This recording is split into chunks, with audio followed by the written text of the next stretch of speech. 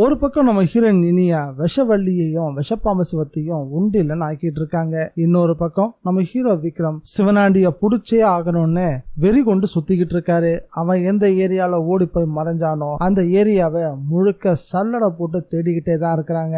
எப்படி இருந்தாலும் அந்த ஏரியாவை விட்டு அவன் வெளியே வருவான். அவனை சரியான நேரம் பார்த்துதான் ஓடி அமுக்கிற மாதிரி அமுக்கணும் அப்படின்னு விக்ரமும் சுபாஷும் பொறி வச்சு காத்துக்கிட்டு இருந்தாங்க.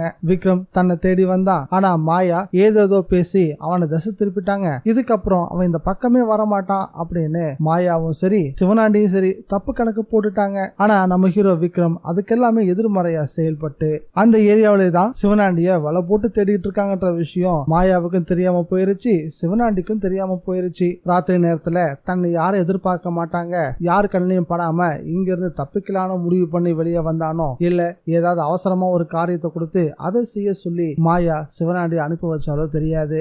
விக்ரம் தன்னை கொஞ்சம் கொஞ்சமா நெருங்கிட்டு இருக்காருன்ற விஷயத்த புரிஞ்சிக்காம வெளியே வந்தான். விக்ரம் சுபாஷ் கண்ணையும் அவன் பட்டான். அவனை கோழி அமுக்கிற மாதிரி எல்லாருமா சேர்ந்து அமுக்கி பிடிச்சிட்டாங்க. இத சிவனாண்டியும் கொஞ்சம் எதிர்பார்க்கல, மாயாவும் கொஞ்சமும் எதிர்பார்க்கல. சிவனாண்டிய பிடிக்கும் போது மாயா இது எல்லாத்தையும் எங்கேயோ ஒரு இடத்துல இருந்து பாத்துக்கிட்டே தான் இருந்தா. எதிர்பார்க்காத நேரத்துல சிவனாண்டிய விக்ரம் இப்படி பிடிப்பாருன்னு மாயா நினைச்சு கூட பார்க்கல. சிவனாண்டிய அரெஸ்ட் பண்ணிட்டாங்கன்னு தெரிஞ்சதுமே மாயாவுக்கு பயம் வர ஆரம்பிச்சிருச்சு. விக்ரம் எப்படி இருந்தாலும் சிவனாண்டி வாயிலிருந்து உண்மைய வர வச்சிருவான். நீ யாரு, எங்க இருந்து இங்க வந்திருக்க, எதுக்காக இங்க வந்த, உன் கூட இருந்த பொண்ணு யாரு, அவங்களுக்கும் உனக்கு என்ன சம்பந்தம், இப்படி பல கேள்விகளை கேட்டு சிவனாண்டிய தொலைச்செடுத்துருவான் விக்ரம். சிவனாண்டி நிச்சயம் ஓரளவுக்கு சமாளிப்பாரு, ஆனா முழுமையா சமாளிக்க முடியுமான்னு தெரியல. தன்னை பத்தி எப்படி இருந்தாலும் சிவனாண்டி உண்மையை சொல்லிடுவான்னு மாயாவுக்கு நல்லாவே தெரியும். இப்ப இருக்க சூழ்நிலையில மாயா திருடனுக்கு தேல் கொட்டின மாதிரிதான் திருட்டு மொழி முழிச்சுக்கிட்டு இருக்கா.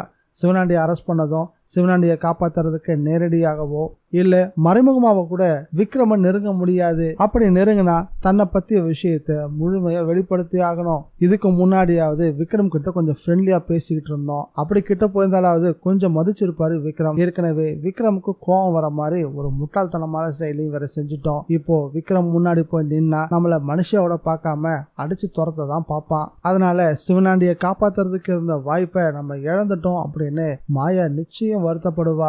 அநேகமா சிவனாண்டிய வெளியே எடுக்கிறதுக்கு முயற்சி பண்ணுவாளோ இல்ல சிவனாண்டிய உள்ள வச்சு கதையை முடிக்க திட்டம் போடுவாளோ. என்னை பொறுத்த வரைக்கும் சிவனாண்டியோட கதையை முடிக்கிறதுக்கு மாயா நிச்சயம் முயற்சி பண்ணுவா. அந்த முயற்சியில அவ தோத்தும் போவா. இந்த விஷயம் விக்ரமுக்கு தெரிய வரணும். சிவனாண்டிக்கு பின்னாடி மாயா தான் இருக்கா அப்படின்ற உண்மையை விக்ரம் கண்டுபிடிக்கணும். தன்னை கொல்ல ஆள் அனுப்புனதே மாயாதான்ற விஷயம் சிவனாண்டிக்கும் தெரிய வரணும். அப்போ சிவனாண்டி அப்ரூவரா மாறுவான். அவளுடைய விரலே அவ கண்ணை குத்துன மாதிரி யார வச்சு சாதுரியமா எல்லா காரியத்தையும் பிரமாதமா பண்ணி முடிச்சாலோ அதே சிவனாண்டி மாயாவுக்கு எதிராக திரும்பணும், மாயா ஜெயிலுக்கும் போகணும். இதுல இன்னொரு விஷயமும் இருக்கு. அவ்வளவு சீக்கிரத்துல சிவனாண்டியோட கதையை முடிக்கிறதுக்கு சட்டன்னு முயற்சி பண்ண மாட்டா. முடிஞ்ச வரைக்கும் சிவனாண்டிய காப்பாத்ததான் முயற்சி பண்ணுவா. அது பலன் அளிக்கவே இல்லை அப்படின்னா தான் அந்த கட்டத்துக்கு நகர்ந்து போக ஆரம்பிப்பா. அதுவே அவளுக்கு மிகப்பெரிய வினையாவும் மாறும். இந்த வீடியோ பிடிச்சிருந்தா லைக் பண்ணுங்க, ஷேர் பண்ணுங்க. டிஎன் விஜய் ரிவ்யூவை மறக்காம சப்ஸ்கிரைப் பண்ணி வச்சுக்கோங்க. மீண்டும் அடுத்த வீடியோல சந்திக்கலாம். பாய் guys.